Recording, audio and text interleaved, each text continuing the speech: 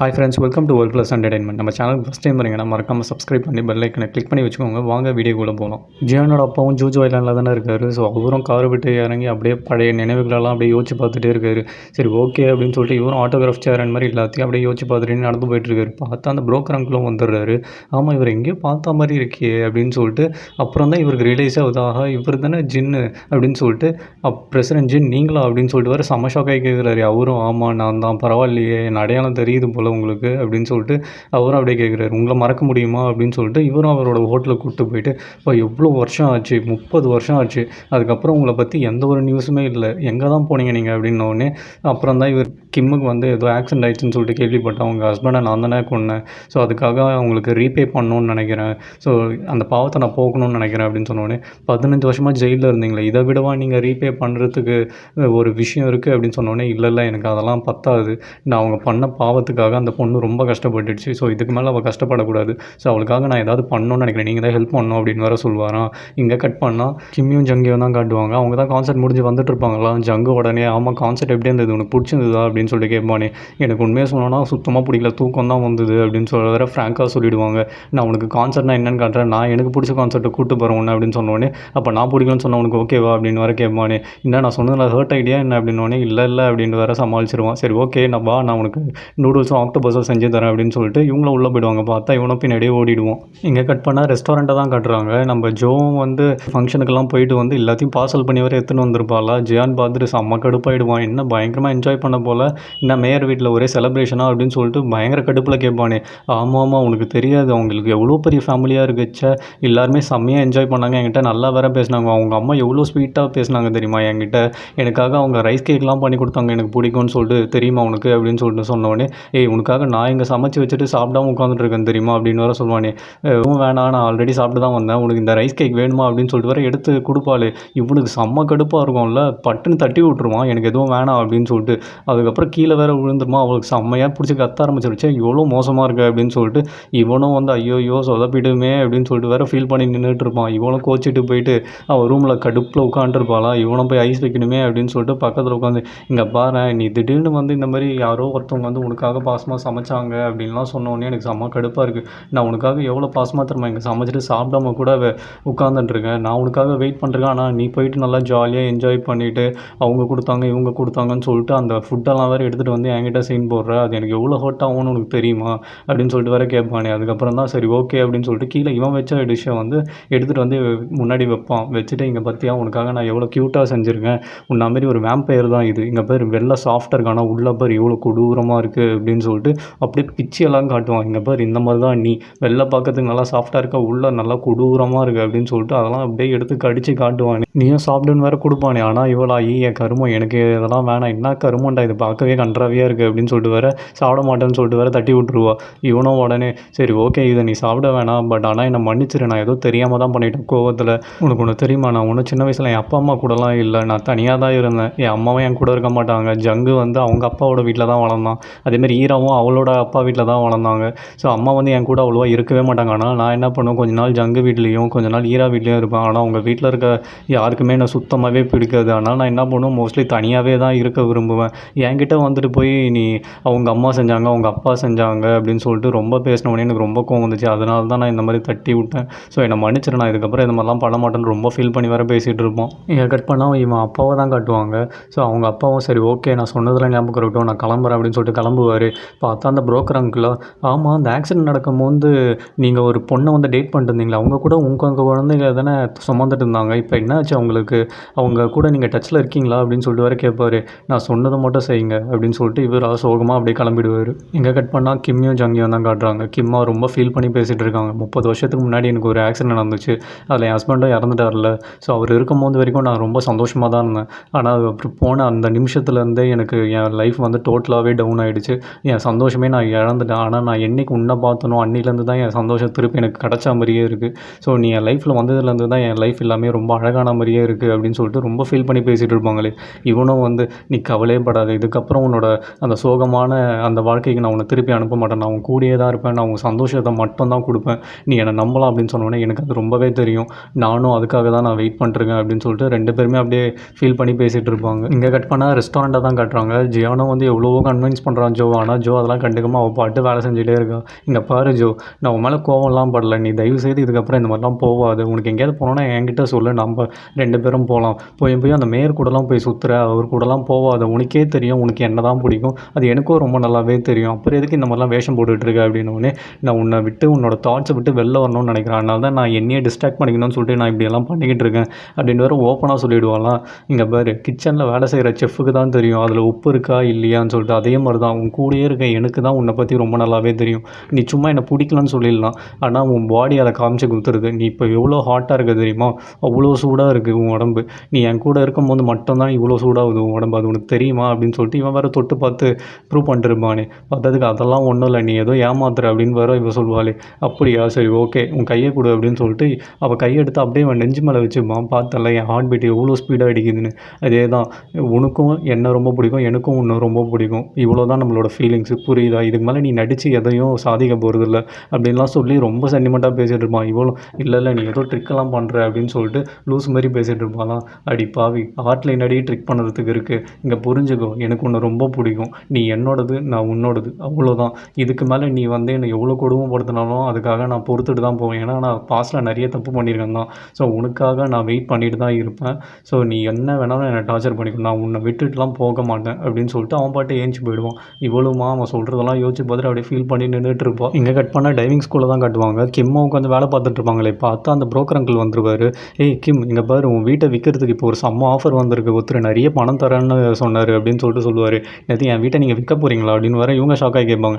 ஆமாம், உன் ஹஸ்பண்ட் இறந்ததுலேருந்து நீயும் மூவ் ஆன் ஆகணும்னு சொல்லிட்டு கேட்டிருக்கல. ஸோ அதுதான் இப்போ ஒரு நல்ல ஆஃபர் வந்திருக்கு, ஒரு பையர் வந்திருக்காரு, நம்ம எவ்வளோ காசு கேட்டாலும் கொடுக்க ரெடியாக இருக்கார், அவர் ஏதோ கட்ட போகிறாராம் அப்படின்னு சொல்லிட்டு வர சொல்லுவார். சரி ஓகே பார்க்கலாம் அப்படின்னு சொல்லிட்டு இவங்களும் கம்முன்னு இருந்துருவாங்க. பார்த்தா உடனே வந்து ஜங்கா தான் இது இருக்கும் அப்படின்னு சொல்லிட்டு ஜங்குக்கு கால் பண்ணுவாங்களே. கால் பண்ணி, ஆமாம் நீ என்ன என் வீட்டுக்கு ஏதோ 10 டைம்ஸ் அமௌண்ட் தரேன்னு சொன்னியாமே அப்படின்னு சொல்லிட்டு கேட்டோன்னே, என்னது நான் எனக்கு உன்னை பிடிக்கும் தான், அதுக்குன்னு இதெல்லாம் ரொம்ப ஓவராக தெரில, அந்த வீட்டுக்கு நான் 10 டைம்ஸ் அமௌண்ட் தர போகிறேன்னா அதுக்கெலாம் வாய்ப்பே இல்லை அப்படின்னு சொன்னோன்னே, சரி ஓகே ஃபோனை வை அப்படின்னு வேறு சொல்லிடுவாங்களே. இல்லை இன்றைக்கி என் ஃபேமிலியோட இன்ட்ரடியூஸ் பண்ண போகிறேன்ல, ஸோ ரெடியாகி வந்துரு அப்படின்னு வேறு ஃபோனை கட் பண்ணுருவான் இவன்.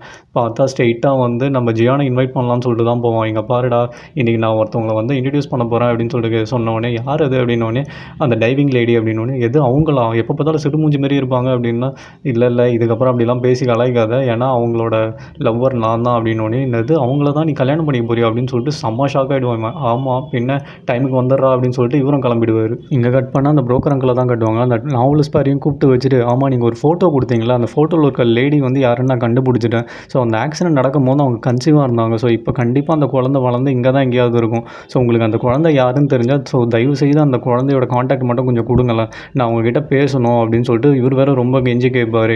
அவங்களும் வந்து சரி ஓகே எங்களுக்கு அந்த காண்டாக்ட் யாருன்னு தெரியும், ஸோ நாங்களும் கொடுக்குறோன்னு சொல்லிட்டு அவங்களும் அக்செப்ட் பண்ணிப்பாங்க. இவரும் ஸ்ட்ரெயிட்டாக போயிட்டு ஜியானை பார்ப்பார். ஏன்னா ஜியான் தானே அந்த குழந்தை. அதாவது உங்கள் அப்பா வேறு இங்கே தான்ப்பா இருக்கார். ஸோ உங்கள் அப்பா கொன்னார்ல ஒரு ஃபிஷர்மேனை, அவங்க ஒய்ஃபு தான் வந்து இப்போ உங்கள் அண்ணன் டேட் பண்ணுற அந்த கிம் அப்படின்னு சொல்லிட்டு சொன்னோடனே இவனுக்காக செம்ம ஷாக் ஆகிடும்.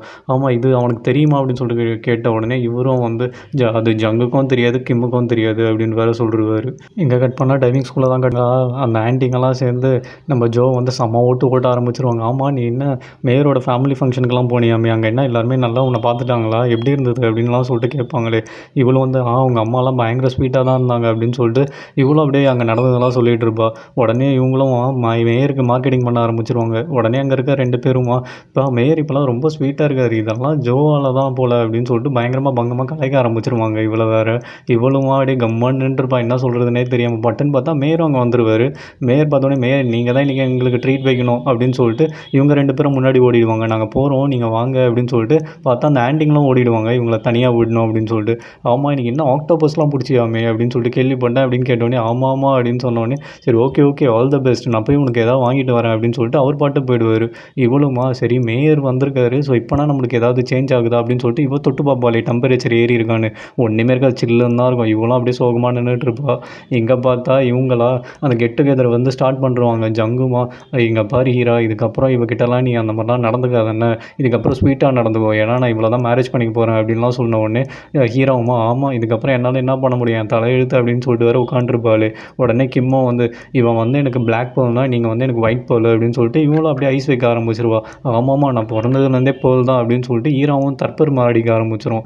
உடனே இவங்களும் வந்து தண்ணி குடிக்க போவாங்களே, உடனே வந்து ஜங்கு நீ நார்மல் தண்ணிலாம் குடிக்காத ஹாட் வாட்டர் குடி அப்படின்னு சொல்லிட்டு ரொம்ப கேரிங்காக பார்த்துப்பானா. ஈரா டே இதெல்லாம் உனக்கே ரொம்ப ஓவராக தெரில, இவ்வளோ நாள் எதுவுமே சொல்ல இப்போ என்னதோ ஃபஸ்ட் டேட் மாதிரி சீன் போட்டிருக்க அப்படின்னு வேற கலாய்க்க ஆரம்பிச்சிருவான். உடனே எல்லோரும் சிரிக்க ஆரம்பிச்சிருவாங்க. பார்த்தா அந்த கெட் டுகெதரில் இவன் கலந்துக்காமல் இவன் பாட்டு தனியாக உட்காந்துட்டு இருப்பான். அங்கே வந்தது யாருக்கும் தெரியாமல் இவனும் உட்காந்து அவங்க பண்ணுறதெல்லாம் பார்த்து ஃபீல் பண்ணிகிட்டு இருப்பான். இதை வேற அந்த விஷப்பூச்சி வேற மேலே மாடியில் நின்று வேற வேடிக்கை பார்த்துட்டு இருப்பான். ஆமாம் அவங்கெல்லாம் ஒன்றா இருக்காங்க, இவன் மட்டும் ஏன் இங்கே ஒளிஞ்சு உட்காந்துட்டு இருக்கான் அப்படின்னு சொல்லிட்டு வேற யோசிச்சு பார்த்துட்டு இருக்குமே. பார்த்தாங்க ஜங்கம் வந்து ஆமாம் இந்த ஜியான் பையன் பேர் எப்பவும் போல் லேட்டாகவே வருவானா இல்லையான்னு தெரியலையே அப்படின்னு சொல்லிட்டு வேற முடிச்சுட்டு உட்காந்துருப்பானே. பார்த்தா அவனா சரி இதுக்கு மேலே மரியாதை இல்லை அப்படின்னு சொல்லிட்டு இவனும் அப்படியே டீசெண்டாக அங்கேருந்து கிளம்பிடுவான். இதை வேற அந்த விஷப்பூச்சி பார்த்து இதில் பின்னாடி ஏதோ ஒன்று இருக்குது அப்படின்னு சொல்லிட்டு வேற யோசிச்சு பார்த்துட்டு இருப்பான். இங்கேருந்து நேரம் அந்த புரோக்கர் அங்கிளை தான் பார்க்க போவானா. அந்த அங்கிளும் வந்து ஆமாம் நீ என்னடா முடிவு பண்ணியிருக்க அப்படின்னு சொல்லிட்டு கேட்பாரு. ஆமாம் நான் டிசைட் பண்ணிட்டேன், எல்லாமே யோசிச்சு பார்த்தேன், இந்த ஊரை விட்டு போகிறது தான் ஒரே வழி. ஏன்னா நான் இங்கே இருந்தால் உங்களுக்கு கண்டிப்பாக அன்கம்ஃபர்டபுளாக தான் இருக்கும். ஏன்னா என் அப்பா தான் அவங்கள ஹஸ்பண்டை வந்து கொண்டாரு. ஸோ நான் வந்து எப்படி அவங்களோட சகஜமாக இருக்க முடியும். ஸோ இதெல்லாம் செட் ஆகாது, நான் கிளம்புறேன் அப்படின்ட்டு வேறு சொல்லுவானே. ஆமாம் அப்போ இந்த வாமன் குசியை வந்து யார் பார்த்துப்பா அப்படின்னு சொல்லிட்டோன்னே. ஆமாம் இந்த வாமன் குசி என்ன பாதியில் தானே வந்தது, இது பார்த்துறதுக்கு தான் ஜோ இருக்காளே. நான் இதுக்கு முன்னாடி என்ன பண்ணிட்டு இருந்தேன், ஜாலியாக சுற்றிட்டு இருந்தேன். அதேமாதிரி இதுக்கப்புறமா இதை விட்டுட்டு நான் போயிட்டு சியோல்லேயே ஜாலியாக சுற்றிட்டு இருக்கேன், அவ்வளோதான் அப்படின்னு சொல்லிட்டு நான் கிளம்புறேன் அப்படின்னு வேறு சொல்லுவானா. அப்போ உங்கள் அப்பா அப்படின்னு சொல்லி கேட்பாரு.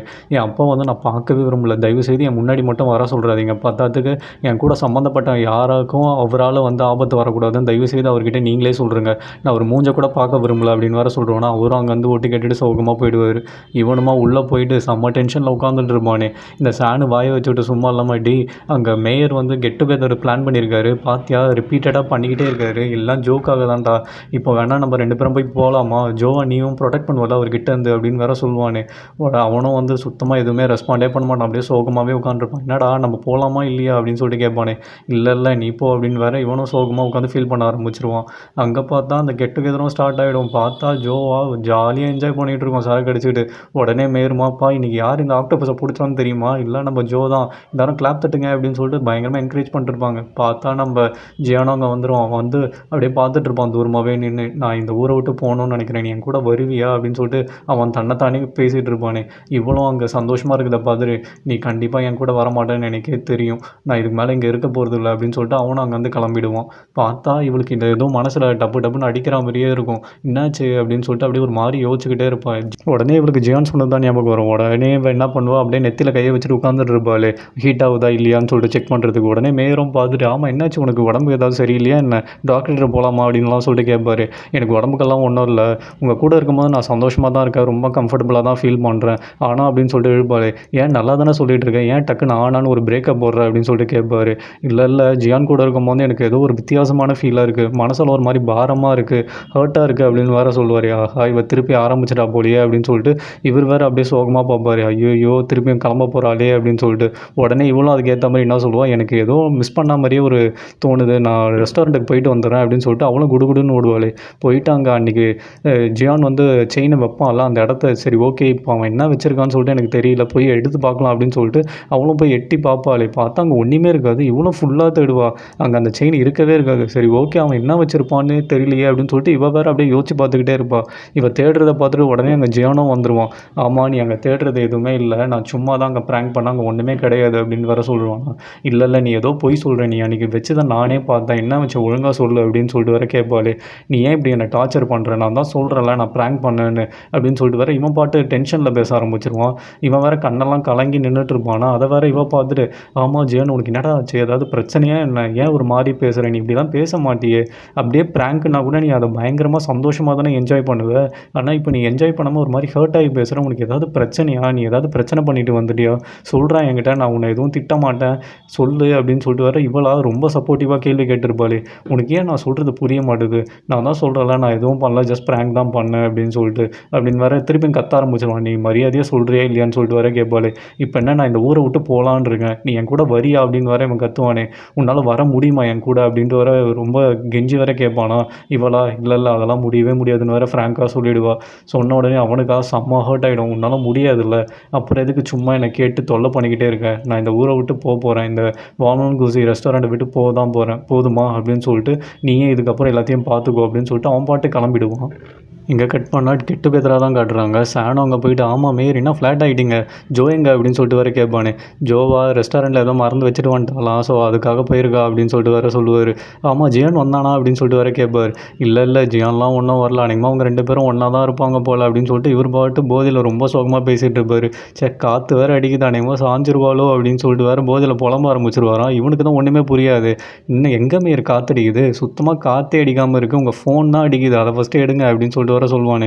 ஓஹோ ஃபோன் அடிக்குதா அப்படின்னு சொல்லிட்டு இவரும் வந்து அப்படியே ஃபோனை பார்ப்பாரு. சரி ஓகே அப்படின்னு சொல்லிட்டு எடுப்பார். எடுத்தால் அவங்க ரிலேட்டிவ் பொண்ணு ஏதோ ஒன்று பார்க்க வரேன்னு சொல்லிட்டு வேறு சொல்லியிருக்கோம், அதுதான் வரப்போகுது அப்படின்னு சொல்லிட்டு இவரும் வந்து சொல்லுவார். ஆமாம் உங்கள் ரிலேட்டிவ் பொண்ணா, எதுவும் சொன்னீங்களே உங்களா மாதிரியே இருக்கணும் அதுவா அப்படின்னு கேட்டோன்னே, இல்லை இது வேறு என்னோடய பிரதரோட பொண்ணு இவ அப்படின்னு சொல்லிட்டு வேறு சொல்லுவாராம். ஓஹோ பார்க்க நல்லா இருக்குமா அப்படின்ட்டு வேறு இவன் பாட்டு அவர் போதையில் இருக்கிற தைரியத்தில் கேட்டிருப்பானே. பார்த்தா அந்த பொண்ணும் வந்துடும். இவனா வாயை பொழந்துட்டு பார்க்க ஆரம்பிச்சிருவான். இவனா அந்த ஷாக்லேருந்து வெளியவே வராமல் அப்படியே வாயை பொழந்து பார்த்துட்டு இருப்பான். அந்த பொண்ணு வந்துட்டு ஆமாம் ஜோ எங்க அப்படின்னு சொல்லிட்டு கேட்பாள். அவள் கிளம்பிட்டா அப்படின்னு சொல்லிட்டு இவரும் சொல்லுவாராம்.